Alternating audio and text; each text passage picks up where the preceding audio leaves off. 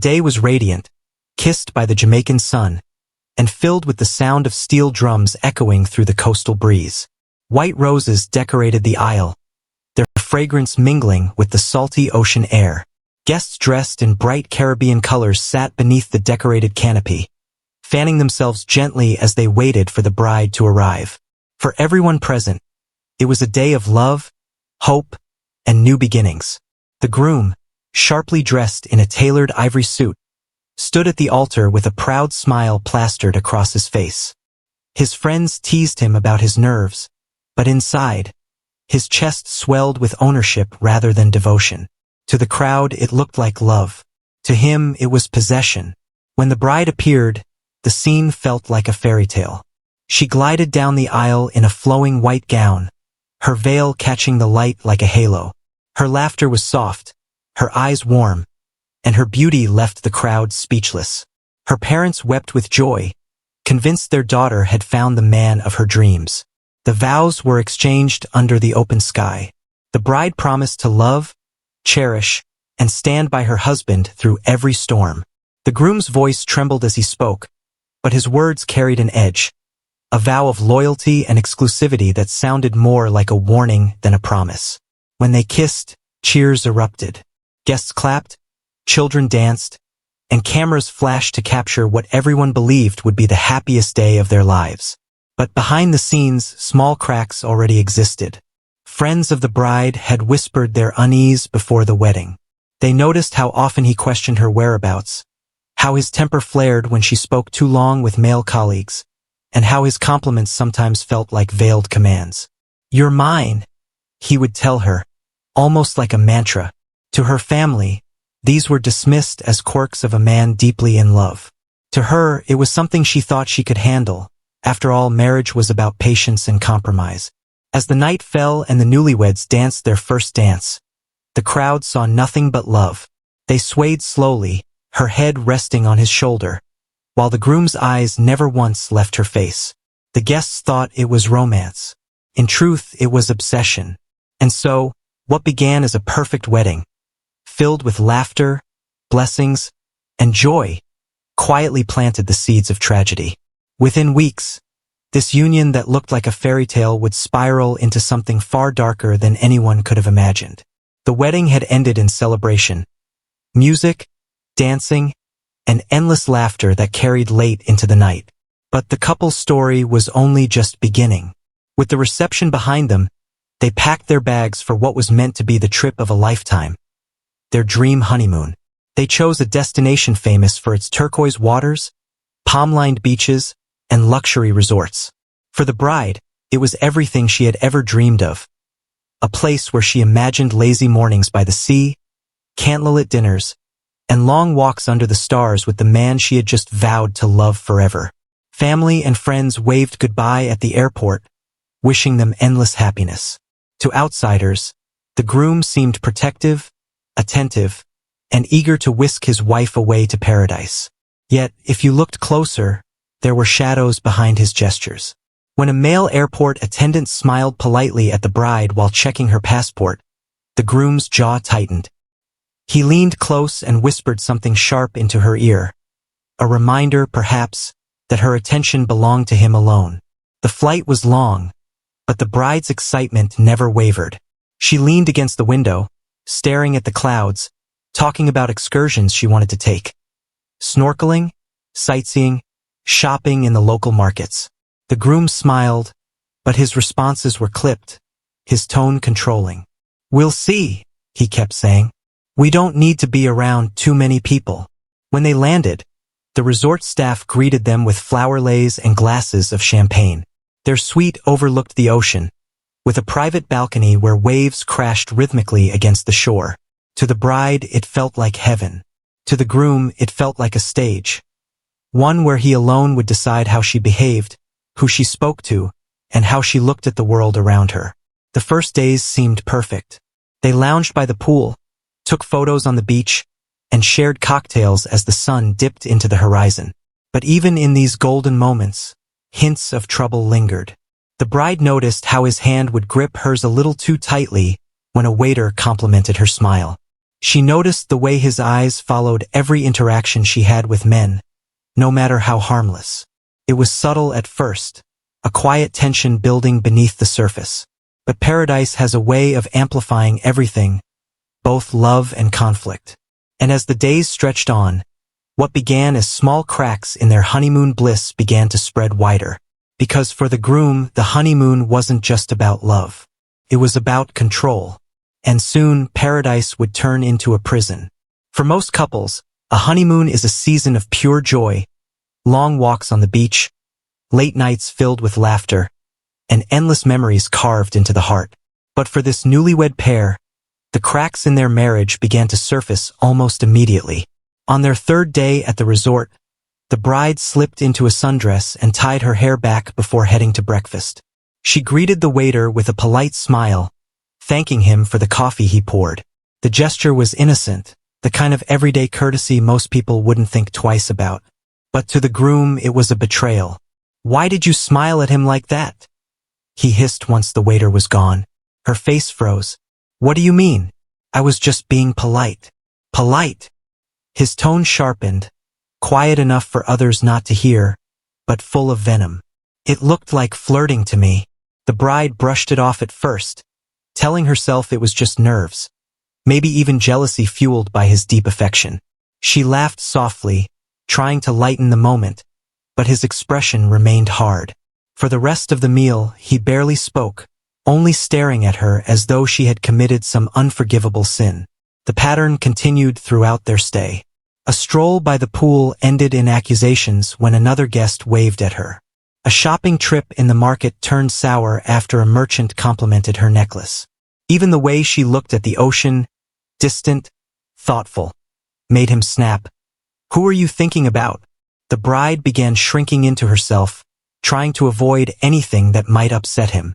She kept her eyes down when speaking to strangers, laughed less, and withdrew from the activities she had been so excited about. What she had imagined as a fairy tale was quickly becoming a tightrope walk, every step an effort not to anger her new husband. Hotel staff began to notice. A housekeeper recalled hearing muffled arguments behind their suite door. Guests on the same floor reported slammed doors, raised voices, and even the sound of glass breaking. One couple remembered the bride's nervous smile in the hallway, the way her eyes seemed to plead for escape without words. But in public, the groom kept up appearances. He wrapped his arm around her possessively, kissed her in front of strangers, and introduced her proudly as his wife. To outsiders, they looked like a passionate pair. But beneath the surface, passion was warping into paranoia. The dream honeymoon was unraveling piece by piece. And with every small confrontation, the groom's jealousy grew more dangerous. A volcano building pressure, waiting for the moment it would finally erupt. By the end of the first week, the honeymoon no longer felt like paradise. For the bride, every moment had become a test. What to say, where to look, how to act. All dictated by her husband's unpredictable temper. The smallest gestures set him off. If she lingered too long at the breakfast buffet, he accused her of wanting attention. If she wore a sundress instead of something more modest, he muttered about other men staring at what's mine. Each night ended with arguments, followed by cold silences that stretched into the morning. But the breaking point came one evening at the resort's beachside bar. The night was alive with music, steel drums, laughter, the crash of waves blending into the rhythm. Tourists filled the open-air bar, sipping cocktails under twinkling lights strung between the palm trees. The bride, dressed simply in a light summer dress, seemed for a brief moment to relax. She smiled at the music, tapped her fingers against her glass, and looked out across the crowd. And then it happened. She glanced toward a group of men, foreign tourists joking among themselves by the bar. It was only a passing look, nothing more than idle observation. But to the groom it was proof of betrayal. His face darkened instantly. He leaned close, his voice cutting and sharp. "Why are you looking at them? Don't lie to me." "I wasn't," she started, startled. "You think I didn't see? You embarrassed me in front of everyone." His tone rose, drawing the attention of nearby guests. The bride, mortified, whispered frantically for him to calm down, insisting she hadn't done anything wrong. But his mind was already consumed by rage. To him, her glance wasn't innocent. It was treachery, humiliation, a wound to his pride that demanded punishment. Witnesses later recalled the moment vividly. The way his hand gripped her wrist so tightly that she winced. The way he dragged her off her stool with no regard for the stares around them. She pleaded with him softly, "Please, not here. Not now." But her words fell on deaf ears. Together, they disappeared into the shadows of the resort, heading back toward their suite. Staff members noticed, unsettled by the storm in his expression and the fear etched into her face. Some considered intervening, but by the time they moved, the couple was gone. Behind the closed doors of their room, the arguments escalated into something far more violent. Neighbors on the floor later told investigators they heard shouting, the crash of furniture, and muffled screams that seemed to stretch for hours. The volcano had erupted. What should have been a night of romance on a tropical honeymoon had instead become a night of terror. And by morning, only one of them would walk out alive. The resort room, with its soft white curtains and ocean view, had been designed for love. Rose petals were still scattered on the bed from the couple's first night, a reminder of the honeymoon fantasy they were supposed to be living. But that night, the suite became a prison and then a crime scene. When the groom dragged his wife inside, he locked the door behind them with a snap that echoed in her chest. She begged him to calm down, her voice shaking, but the alcohol in his veins and the storm in his mind left no room for reason. "You think you can embarrass me? In front of everyone?" he shouted, pacing the room like a predator. "I wasn't. I swear. I wasn't looking at anyone," she pleaded, tears welling in her eyes. "Don't lie to me," he roared, slamming his fist against the dresser, sending a vase crashing to the floor. The argument spiraled. Every word she spoke seemed to inflame him more. In his mind, her glance at strangers wasn't just innocent. It was proof that she was unfaithful, proof that she didn't respect him, proof that she was his to punish. Neighbors later reported hearing thuds against the walls, the sound of glass shattering, and muffled cries. One woman staying in the suite next door told police she turned up the television to drown out the noise, but could still hear a woman's voice begging, "Please, stop, please." The violence escalated. He struck her once, then again. She stumbled, hitting the edge of the bed, clutching her ribs. But he wasn't finished. Rage blinded him, fueling each blow.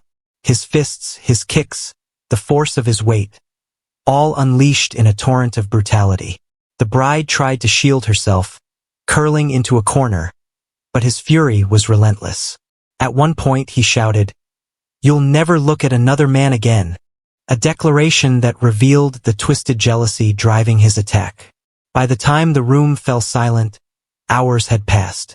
The lamps were knocked over, the sheets stained, furniture overturned, and the bride, once radiant in her wedding gown only days before, now lay lifeless on the floor, her body broken by the man who had promised to love and protect her. The groom sat in the wreckage, chest heaving, his hands trembling and bloodied. Some witnesses later claimed he walked to the balcony afterward, staring out at the waves as if nothing had happened. Others said he muttered to himself, pacing the room in circles, as though trying to justify what he had done. But one fact was undeniable. The honeymoon was over. The love story was dead. And with the dawn, the world would discover the horror that had taken place inside paradise. The resort awoke slowly to the sound of waves and seabirds greeting the first light of morning. Guests strolled to breakfast barefoot, couples laughed on balconies, and staff moved quietly to set up lounge chairs along the beach. But behind the closed door of one Ocean View suite, there was only silence. Silence that carried the weight of violence. At 7:30 a.m., housekeeping knocked on the Newlywed's door for the daily service. No response. The maid knocked again, softly at first, then louder. From inside, she thought she heard movement, the shuffle of footsteps. A man's voice snapped back, low and irritated. "Not now." The maid hesitated, unsettled. Something about the tone chilled her, but she obeyed and moved on. It wasn't until nearly 2 hours later, when guests on the same floor reported a foul atmosphere, a mix of alcohol, sweat, and something metallic, that staff returned to check again. This time, the knock went unanswered. A manager accompanied housekeeping, and after several attempts, they used a spare keycard to enter. What they found froze them in place. The suite was wrecked. Lamps shattered, sheets torn, glass glittering on the carpet. The bride lay on the floor near the bed, her body motionless, her face bruised beyond recognition. Her once pristine honeymoon dress was crumpled beside her, stained with blood. The groom emerged from the bathroom, his shirt wrinkled and streaked with sweat. His expression was eerily calm, almost detached. "She's fine," he muttered, waving them off. "She's just sleeping." But the truth was undeniable.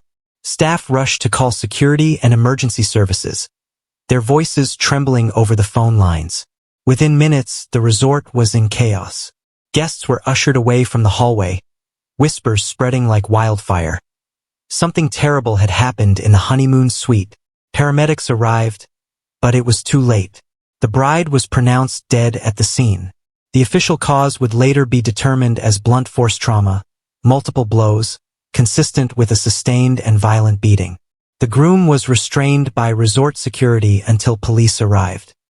He resisted at first, shouting angrily at anyone who touched him. "This is our business. She disrespected me," he barked, as if the horror in the room was somehow justified. Officers had to pin him down to handcuff him. As he was led away, sunburned tourists in swimsuits stood watching from balconies above. Their vacation suddenly transformed into a crime scene. Some filmed on their phones. Others simply wept, horrified at the sight of a bride's body being wheeled out under a white sheet. The story spread like fire across the island. A paradise honeymoon had ended in murder, and the man who once vowed to love, cherish, and protect his wife was now the prime suspect in her death. The groom's hands were cuffed tightly behind his back as officers led him out of the luxury resort. Tourists watched in stunned silence, cameras flashing, whispers swirling like a storm. The newlywed husband. It was him. He didn't look like a grieving spouse. He didn't sob, he didn't collapse in shock. Instead, his face twisted with anger. He barked at the officers in defiance. "She brought this on herself. She humiliated me." The words horrified everyone who heard them. To him, this was not murder. It was punishment, a reaction he felt was justified. At the local police station, investigators began their interrogation. Sitting across the table, he was restless, bouncing his knee, clenching and unclenching his fists. His shirt still bore faint stains, and his knuckles were swollen and bruised, physical evidence of the violence he had unleashed hours earlier. "Tell us what happened in that room," the detective pressed. He leaned forward, his voice steady but chilling. "She disrespected me," he said. "A wife shouldn't look at other men like that. She made me a fool. I couldn't let her do that." The officers exchanged glances, stunned by his lack of remorse.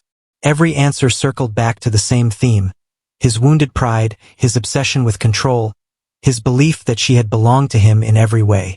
Meanwhile, back at the resort, the bride's body was prepared for transport. Staff members stood with heads bowed as paramedics carried her out under a white sheet. Many had interacted with her during her short stay, her warm smile, her polite nature, the way she always said, "Thank you." And now she was gone, her life stolen in the very place she had come to celebrate new beginnings.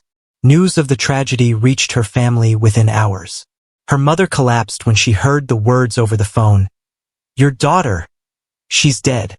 Her father, once so proud to give her away at the wedding, was now consumed with rage and grief.